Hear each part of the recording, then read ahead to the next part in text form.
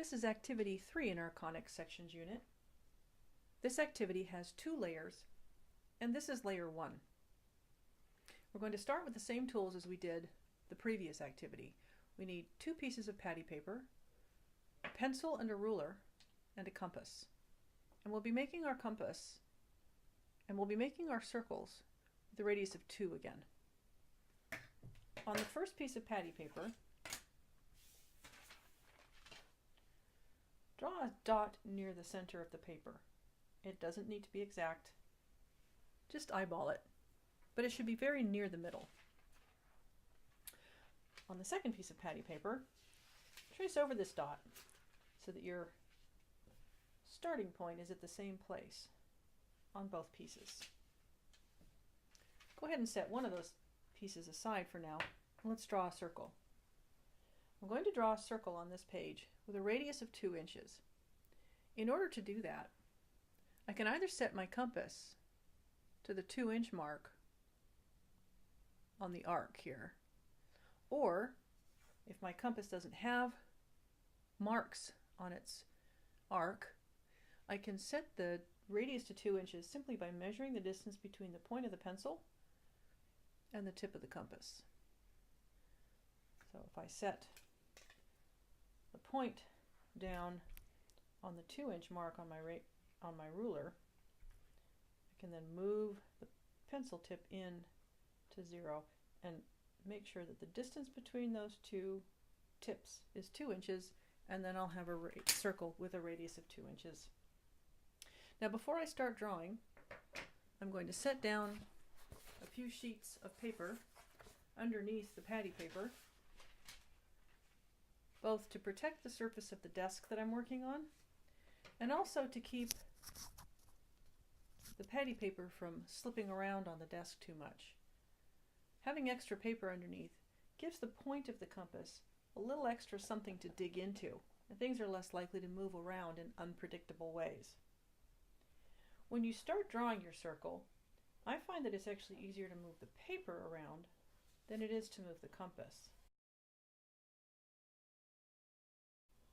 I'm using a very light pressure here because if I draw too heavily, then the arms of the compass tend to move apart, which means that my circle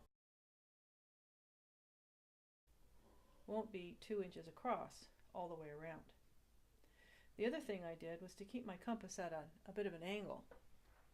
I'm doing this in part for the benefit of the video, but I'm also doing it because drawing my circle with my compass at right angles or near right angles to the table also tends to spread the arms of the compass, meaning that by the time you get around to the end of your circle, your radius won't be the same anymore, and you'll have more of a spiral.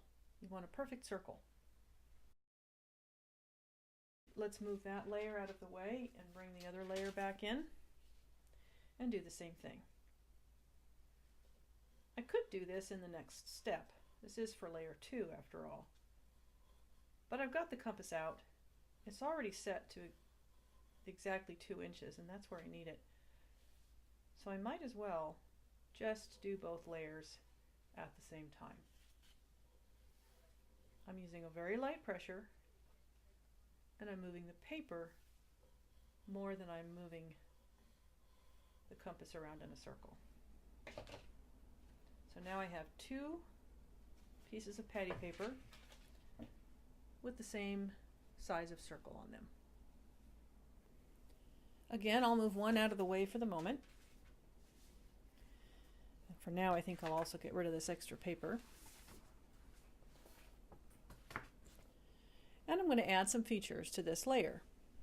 Much like the second activity, where we added a dot inside the circle and a dot on the circle, I'm going to do that here as well, but this time I'm going to add a dot outside the circle and a dot on the circle.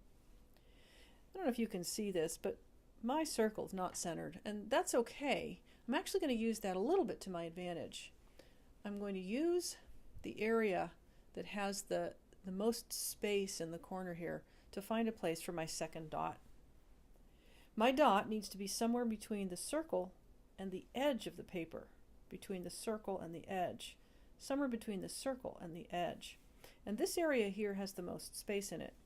So if I draw my point between the circle and the edge in the region that has the most available space,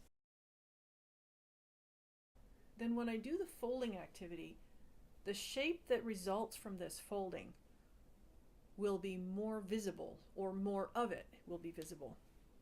Now, it's not strictly speaking necessary that my second point go here in this kind of space. I could actually put it here right next to the circle, or over here way out near the edge of the paper. That's going to make it harder to see my overall shape, but it's not wrong. I've chosen to put my second point where there's the most space. As with the previous activity, I'm going to call my first point O and label it. I'm going to call my second point F and label that. And I'm going to put a third point on my circle, and I'm going to call that one X. As with the previous activity, I don't want my third point to line up too nicely. I could put my third point here, or all the way around here, or if I wanted to, even way out here. I'm going to choose to put my third point sort of somewhere in between, and I'm going to call it X. Now I'm going to revisit that previous piece of patty paper, the one that has just one dot on it. I'm going to line things up, the circle and the point in the middle, and I'm going to trace over the other two dots, the two new dots that I made here. I'm not going to trace their labels, just the dots themselves. Once I've done that, I can set that aside for now, and I won't be coming back to that piece again until the second video, until we start properly working on layer 2. With this piece, labeled as it is, I'm going to fold it in the same kind of way as I did for activity 2, and that is to make the points F and X overlap each other.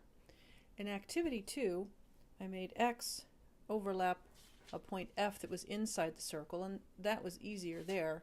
You can certainly do that here as well. Fold X over so that it overlaps with the point F, or you can take F and fold it over so that it overlaps with X. For some reason with this one, I find that's just a little bit easier to do. Go ahead and crease your paper there. Remember to make sure that it's your points that line up, not their labels. So now you have a point F, which is outside your circle, overlapping the point on the circle we called X. Unfold that and spread it out again. Now again, as with activity 2, I'm going to draw a radius of the circle, the one that goes from O to X. So using a straight edge to make sure that everything's nice and neat and accurate, draw that line segment, the one that goes from O to X. And then I'm going to need to add some more features to this layer, but I can't do that just yet. So let's label this layer 1 and set it aside for the moment. We're not quite finished with layer 1, so I'll need to add an additional video at the end. But that's all we can do for right now. So I'll end this video and get started on layer 2.